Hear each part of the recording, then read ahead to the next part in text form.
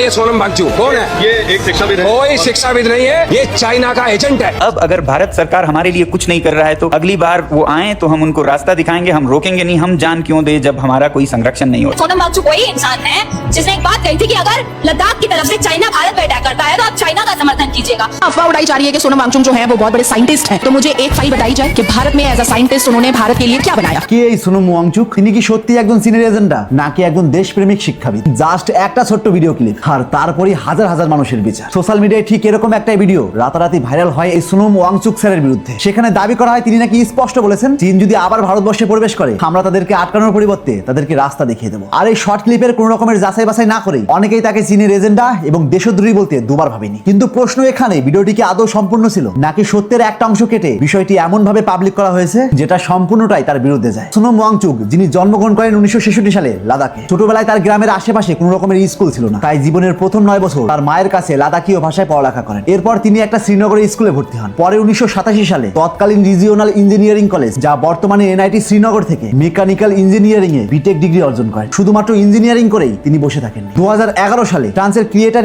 School of architecture গ্রেনোবলে প্রায় 2 বছর ধরে মাটির স্থাপত্য নিয়ে উচ্চ পড়াশোনা করেন। এবার আসি তিনি কি সত্যি চায়নার এজেন্ডা হয়ে কাজ করেন? প্রথমে এনার যে শর্ট ক্লিপ ভাইরাল হয়েছিল সেটা আগে দেখুন। अब अगर भारत सरकार हमारे लिए कुछ नहीं कर रहा है तो अगली बार वो आए तो हम उनको रास्ता दिखाएंगे, हम रोकेंगे नहीं, हम जान क्यों दे जब हमारा कोई संरक्षण नहीं हो। ভারত সরকার আমাদের জন্য কিচ্ছু করছে না। যদি দ্বিতীয়বার এরা আসে আমরা তাদেরকে আটকানোর পরিবর্তে আমরা তাদেরকে রাস্তা দেখিয়ে দেবো। এই ভিডিও ক্লিপ একজন সাধারণ মানুষ দেখলে আকরিক অর্থে মনে হতেই পারে তিনি হয়তো চায়নার এজেন্ডা কিংবা চায়নার হয়ে কথা বলছে। সত্যি হয়তো চায়নার অ্যাটাক করার পর দেখিয়ে দেবে, কিন্তু এই ভিডিওর আসল সত্যতা পুরোটাই উল্টো। এটা জাস্ট একটা ছোট্ট ভিডিও ক্লিপ। ভিডিওর আগে পরে কেটে দিয়ে শুধুমাত্র মানুষের মধ্যে বিভ্রান্ত করার জন্য তার কথার অপপ্রচার করা হয়। কারণ এই শর্ট ভিডিওর আসল ক্লিপ এটা। यहाँ के एक फेमस कॉमेडियन हैं जिन्होंने कहा कि जब चीन घुस आता है तो लद्दाख के लोग जान देकर रोकते हैं, मगर अब अगर भारत सरकार हमारे लिए कुछ नहीं कर रहा है तो अगली बार वो आए तो हम उनको रास्ता दिखाएंगे, हम रोकेंगे नहीं, हम जान क्यों दे जब हमारा कोई संरक्षण नहीं हो रहा है। और उसके बाद उन पर पुलिस की पूछताछ होने लगी, ये कैसे कहा है। সম্পূর্ণ ভিডিও দেখলে স্পষ্ট বোঝা যায় এটা আসলে তার মন্তব্য নয়, বরং তিনি লাদাখের একজন জনপ্রিয় কমেডিয়ানের কথা জাস্ট উদাহরণ হিসেবে বলছিলেন এবং সেই প্রসঙ্গে ব্যাখ্যা করছিলেন। অর্থাৎ ভিডিওর আগের পরের অংশ কেটে শুধু মাঝের কয়েক সেকেন্ড দেখিয়ে তার কথার অপপ্রচার চালানো হয়। अफवाह उड़ाई जा रही है कि सोनम वांगचुक जो है वो बहुत बड़े साइंटिस्ट हैं। तो मुझे एक फाइल बताई जाए कि भारत में एज अ साइंटिस्ट उन्होंने भारत के लिए क्या बनाया। এবার আসি এই ব্যক্তি ভারতবর্ষের জন্য কি কি করেছে। 1988 সালে তিনি প্রতিষ্ঠা করেন students educational and cultural movement of Ladakh. এই প্রতিষ্ঠানে এমন শিক্ষার্থীদেরকে বাস্তবমুখী শিক্ষা প্রদান করা হয় যারা প্রচলিত শিক্ষা ব্যবস্থায় পিছিয়ে ছিল। এরপর তিনি উদ্ভাবন করেন আইসিস্টোবা প্রযুক্তি, যা এক ধরনের কৃত্রিম বরফের হিমবাহ। এই প্রযুক্তি লাদাখের জলসংকট কমাতে গুরুত্বপূর্ণ ভূমিকা পালন করে। আর তার এই প্রযুক্তি শুধুমাত্র ভারতেই নয়, আন্তর্জাতিক মহলেও প্রশংসিত হয়। 2018 সালে তিনি অর্জন করেন রামন ম্যাগসেসে অ্যাওয়ার্ড, যাকে এশিয়ার মর্যাদাপূর্ণ সম্মান হিসেবে বিবেচনা করা হয়। এছাড়াও একাধিক জনকল্যাণে তার কৃতিত্ব রয়েছে। আর এর চাইতে যে বড় কাজটি তিনি করেছেন সেটা হলো যেখানে বিরাট কোহলির মতো বড় বড় সেলিব্রিটিরা এই দেশ থেকে টাকা পয়সা নাম খ্যাতি কামিয়ে অন্য দেশে সেটেল হয়, সেখানে এই ব্যক্তির কাছে এত যোগ্যতা থাকা সত্ত্বেও তিনি তার দেশ ছাড়েননি, বরং দেশের কথা ভাবছেন এবং দেশের মানুষের কথা ভাবছেন। এখনো নিজের কথা না ভেবে ভবিষ্যৎ প্রজন্মের কথা ভেবে দিনের পর দিন না খেয়ে অনাশন করে